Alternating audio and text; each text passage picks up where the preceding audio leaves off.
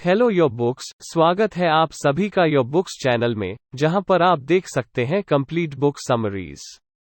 S Jaishankar minister of external affairs biography in Hindi. Bharat की विदेश नीति में बड़ा बदलाव करने वाले किसी भी देश की विदेश नीति यह निर्धारित करती है कि उसके द्वारा दूसरे देशों के साथ संबंध कैसे होंगे। जब ब्रिटिश सरकार ने 1947 में भारत छोड़ा, तब भारत बहुत ही ज्यादा गरीब और कम विकसित राष्ट्र था। इसलिए भारत को अपना विकास करने के लिए एक ऐसे शांतिपूर्ण विश्व की आवश्यकता थी जो तनाव और युद्ध से परे हो। सुरक्षा की दृष्टि से यह आवश्यक भी था। हम सभी देशों से, विशेषकर पड़ोसी देशों से मैत्रीपूर्ण संबंध रखें। द्वितीय विश्व युद्ध के बाद अंतर्राष्ट्रीय स्तर पर सोवियत यूनियन और संयुक्त राज्य अमेरिका के नेतृत्व में पूरा विश्व दो विरोधी गुटों में बंट गया। तब भारत ने किसी भी गुट में शामिल न होने का फैसला किया। भारत ने विश्व शांति और सहयोग के लिए वातावरण बनाने में सक्रिय भूमिका अदा की। भारत द्वारा अपनाई गई शांति और स्वतंत्रता की यह नीति गुटनिरपेक्षता की नीति कहलाए।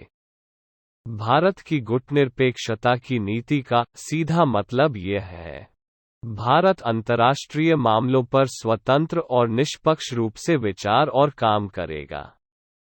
भारत के लिए सैन्य गुटों का तटस्थ रहना ही पर्याप्त नहीं था।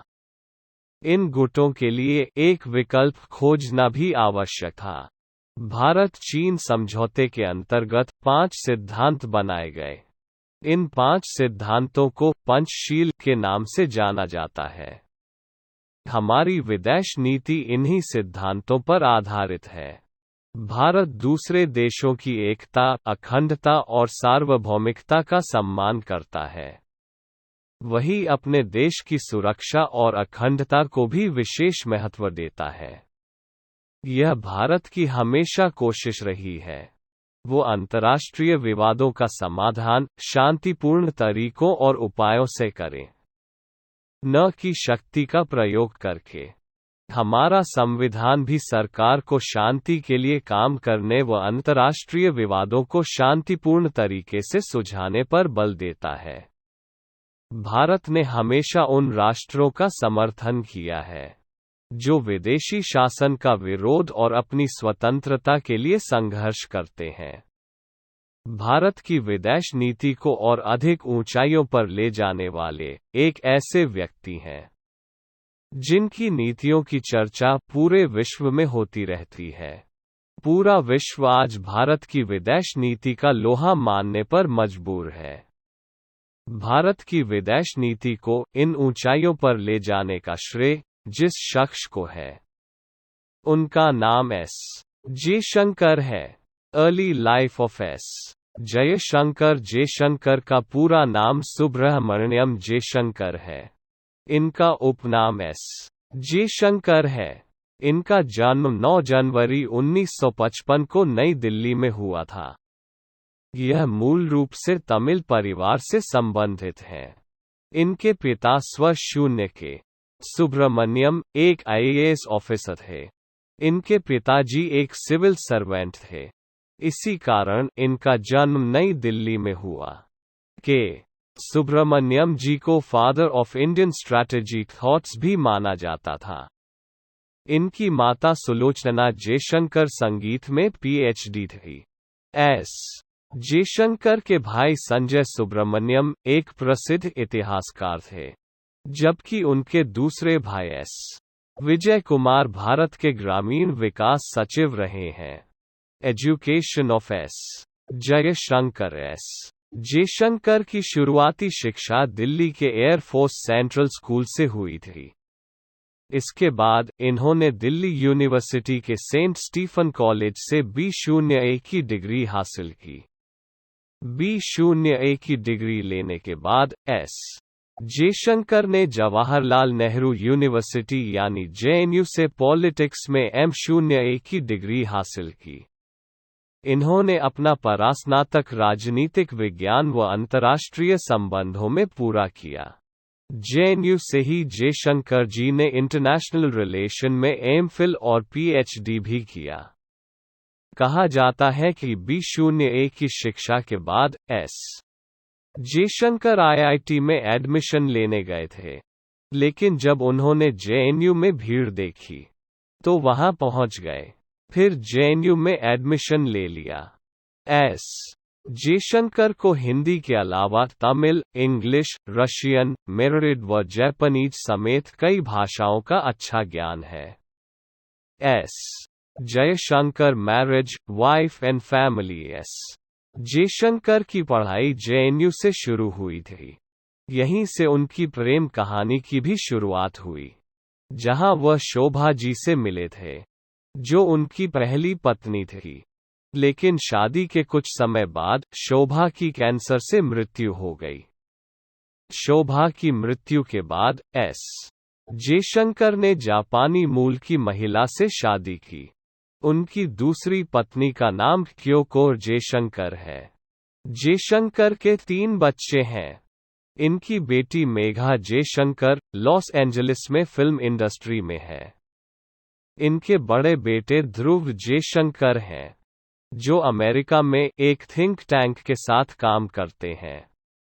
ध्रुव की पत्नी कसांड्रा बर्मन है, जो कि एक अमेरिकन है।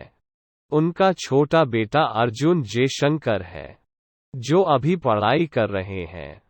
भारत के यह हाजिर जवाब विदेश मंत्री एस जयशंकर देश के विदेश मंत्री तो है ही, उनके परिवार में भी इसकी झलक देखने को मिलती है। इन्होंने वसुधैव कुटुंबकम को भी चरितार्थ करके दिखाया है। Career of S Jaishankar. साल 1977 में एस जयशंकर अपनी शिक्षा पूरी करने के बाद इंडियन फॉरेन सर्विस (IFS) में शामिल हुए। सोवियत यूनियन के फॉल व मॉस्को और श्रीलंका में भारतीय सेनाओं के शांति मिशन के दौरान एस जयशंकर ने अपनी सेवाएं दी। इसके अलावा एस जयशंकर ने कई देशों में इंडिया के एम्बेसडर के रूप में भी अपनी सेवाएं दी। एस जयशंकर ने United states of America, China और चेक रिपब्लिक में एम्बेसडर के रूप में काम किया। इसके अलावा उन्होंने सिंगापुर के हाई कमिश्नर के रूप में भी काम किया। भारत और अमेरिका के रिश्तों में पॉजिटिव बदलाव का क्रेडिट भी एस जयशंकर को ही दिया जाता है। भारत और सोवियत यूनियन के बीच संबंधों को और मजबूत करने के लिए जयशंकर ने विशेष रूप से रशियन भाषा सीखी। एस जयशंकर रसिया में 2 साल रहे। वे यहाँ 1979 से लेकर 1981 तक रहे। इसके बाद उनकी पोस्टिंग वाशिंगटन डीसी, यूएसए में हुई, जहां पर उन्होंने इंडियन एम्बेसी में फर्स्ट सेक्रेटरी के रूप में काम किया। यूएसए में उनकी पोस्टिंग 3 साल तक रही। वे यहां पर 1985 से लेकर 1988 तक रहे। इसी पोस्टिंग के दौरान एस जयशंकर लाइमलाइट में आए। एस जयशंकर का लंबे समय तक चीन में भारत के राजदूत रहने का रिकॉर्ड। इसके बाद उनकी पोस्टिंग एक हाई कमिश्नर के रूप में सिंगापुर में हुई, लेकिन उनके करियर चेंजिंग का टेन्योर एम्बेसडर टू चाइना का था। चाइना में एस जयशंकर 4.5 साल तक रहे, जो कि खुद एक रिकॉर्ड है। चाइना में लंबे समय तक एम्बेसडर के रूप में काम करने का। एस जयशंकर को चीन और अमेरिका के मामलों का विशेषज्ञ भी माना जाता है। चीन और अमेरिका की बातचीत में वो भारत के प्रतिनिधि भी रह चुके हैं। उनकी डिप्लोमेसी का अंदाजा इससे भी लगाया जा सकता है। उनको 7 भाषाएं आती हैं, जिनमें Hindi, Tamil, English, Russian, Japanese, Chinese और हंगेरियन है। यह सारी लैंग्वेजेस उन्होंने उस देश के एम्बेसडर रहते हुए सीखी। S Jaishankar first meet to Narendra Modi. S Jaishankar और प्राइम मिनिस्टर मोदी की पुरानी जान पहचान बताई जाती है। तब नरेंद्र मोदी जी प्रधानमंत्री नहीं बल्कि गुजरात के मुख्यमंत्री हुआ करते थे। जब साल 2012 में नरेंद्र मोदी जी चीन गए थे, चाइना में ही एस जयशंकर ने नरेंद्र मोदी का ध्यान अपनी ओर खींचा, क्योंकि जब नरेंद्र मोदी जी चाइना के दौरे पर थे, तब एस जयशंकर ने नरेंद्र मोदी की चाइना के बड़े बड़े फिलैंथ्रोपिस्ट व पॉलिटिशियन से उनकी मीटिंग फिक्स करवाई। इसकी वजह से नरेंद्र मोदी उनसे काफी प्रभावित हुए। S Jaishankar main role in important issues. यही कारण है कि चाइना से जुड़ी सारी रणनीति बनाने में एस जयशंकर की महत्वपूर्ण भूमिका होती है। साल 2007 में India America civil nuclear deal में एस जयशंकर का मुख्य भूमिका थी। साथ ही भारत और अमेरिका के बीच देवयानी खोब्रागड़े विवाद को सुलझाने में भी एस जयशंकर ने बड़ा योगदान दिया था। एस जयशंकर ने अमेरिका के साथ चाहे परमाणु समझौता हो या फिर चीन के साथ डोकलाम विवाद रहा हो, इन दोनों ही बड़े मामलों को एस जयशंकर ने बहुत ही समझदारी व बेहतर तरीके से सुलझाया था। अमेरिका और चीन के बीच जारी ट्रेड वॉर के बीच दोनों देशों में भारत के राजदूत रहे। एस जयशंकर ने बड़े ही रणनीतिक तरीके से हल किया। S Jaishankar appointed as the foreign secretary 2013 में केंद्र में यूपीए 2 की सरकार थी। तब नए विदेश सचिव को चुना जाना था। तत्कालीन प्रधानमंत्री डॉक्टर मनमोहन सिंह इस अधिकारी एस जयशंकर को विदेश सचिव बनाना चाहते थे, लेकिन वरिष्ठता क्रम में सुजाता सिंह का नाम ऊपर था, जिसकी वजह से उनकी मंशा अधूरी रह गई थी।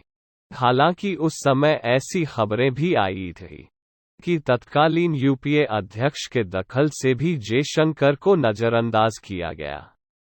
तब मनमोहन सिंह ने एस जयशंकर को अमेरिका का राजदूत बनाकर भेजा।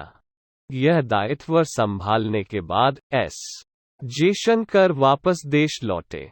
फिर नरेंद्र मोदी की गवर्नमेंट आने के बाद साल 2015 में सेंट्रल कैबिनेट ने 29 जनवरी 2015 को एस जयशंकर को विदेश सचिव बनाया। खास बात यह रही कि यह फैसला एस जयशंकर के रिटायरमेंट से सिर्फ 72 घंटे पहले किया गया था। इन्होंने करीब 4 साल तक विदेश सचिव के रूप में काम किया। S Jaishankar appointed as the foreign minister 2019 में जब नरेंद्र मोदी दोबारा प्रधानमंत्री पद के लिए चुने गए, तब मोदी जी ने अपने रणनीतिक सलाहकार अमित शाह के साथ मिलकर कई दिनों तक चर्चा की। फिर काफी उठापटक के बाद अपनी कैबिनेट का विस्तार किया, जिसमें कई नाम चौंकाने वाले आए। इन्हीं नामों में से एक नाम एस जयशंकर का था। इस बार सुषमा स्वराज सरकार में शामिल नहीं हुई। एस जयशंकर को देश का नया विदेश मंत्री बना दिया गया। जब 3 मई 2019 को एस जयशंकर कैबिनेट मंत्री के तौर पर शपथ ले रहे थे, तब मंच के सामने पूर्व प्रधानमंत्री मनमोहन सिंह भी मौजूद थे। आज वही एस जयशंकर मोदी सरकार में विदेश मंत्री है। एस जयशंकर एक पॉलिटिशियन न होने के बावजूद 2019 में भारत के 30वें फॉरेन मिनिस्टर बने। यह उन पर प्रधानमंत्री के भरोसे को भी जाहिर करता है। ये भारत के इतिहास में अब तक के सबसे एजुकेटेड फॉरेन मिनिस्टर हैं। इतने एजुकेटेड फॉरेन मिनिस्टर होने का फायदा यह है कि इतने क्राइसिस के टाइम पर भी इंडिया की फॉरेन पॉलिसी अपने गोल्डन पीरियड से गुजर रही है। एस जयशंकर का दीवाना हुआ चीन। एस जयशंकर अपने बयानों के कारण छाए हुए हैं। उनके बयानों से जाहिर होता है, सीधी बात, नो बकवास। चारों तरफ अमेरिका में दिए गए बयानों की चर्चा हो रही है। चाहे वह मानवाधिकार हनन के आरोप हो या फिर रूस से तेल और गैस की खरीद। एस जयशंकर के जवाब शानदार थे, जिससे चीन भी एस जयशंकर का दीवाना हो गया है।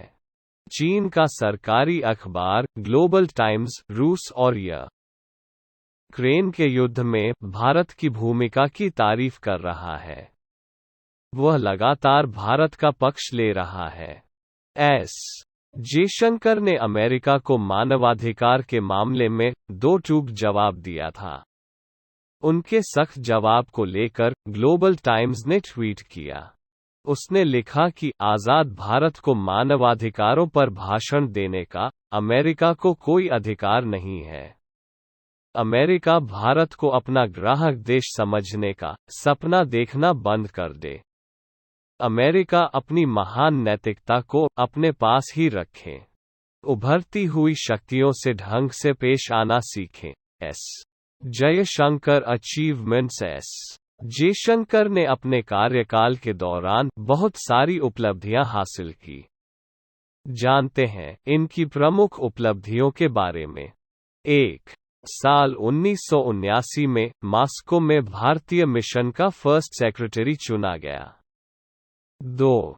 1985 में एस जयशंकर वाशिंगटन डीसी में इंडियन एम्बेसी में फर्स्ट सेक्रेटरी बने। 3. 1988 में वह इंडियन पीस फोर्स के पॉलिटिकल एडवाइजर और श्रीलंका में भारतीय मिशन के फर्स्ट सेक्रेटरी बने। 4. इसके बाद साल 1996 में वह टोक्यो में इंडियन एम्बेसी के चीफ बने। 5. साल 2000 में वह चेक रिपब्लिक में भारत के एम्बेसडर बने। 6. साल 2004 में उन्हें दिल्ली के फॉरेन मिनिस्ट्री में सेंट्रल सेक्रेटरी के रूप में चुना गया। 7. साल 2007 में एस जयशंकर को सिंगापुर में भारत के हाई कमीशन का काम सौंपा गया। 8. साल 2009 में उन्हें 4.5 साल के लिए चाइना में भारत के एम्बेसडर बने। उन्हें सबसे लंबे समय तक सेवा देने वाले एम्बेसडर के रूप में जाना जाता है। 9. साल 2013 में उन्होंने यूएसए में भारत के एम्बेसडर के रूप में काम किया। 10. 29 जनवरी 2015 को डॉक्टर एस जयशंकर को भारत के विदेश सचिव के रूप में चुना गया। 11. 3 मई 2019 मोदी सरकार की कैबिनेट में उन्हें फॉरेन मिनिस्टर के रूप में चुना गया। और ऐसे ही इंटरेस्टिंग बुक समरीज और नॉलेज से भरे वीडियोस देखने के लिए हमारे चैनल ये बुक्स को सब्सक्राइब करें। अगर आप अपनी किसी पसंदीदा बुक की समरी सुनना चाहते हैं तो उस बुक का नाम हमें ज़रूर बताएं। मैं जल्द ही आपके लिए एक नया वीडियो लेकर आऊँगा। तो चलिए मिलते हैं अगली वीडियो में। आपका समय शुभ हो।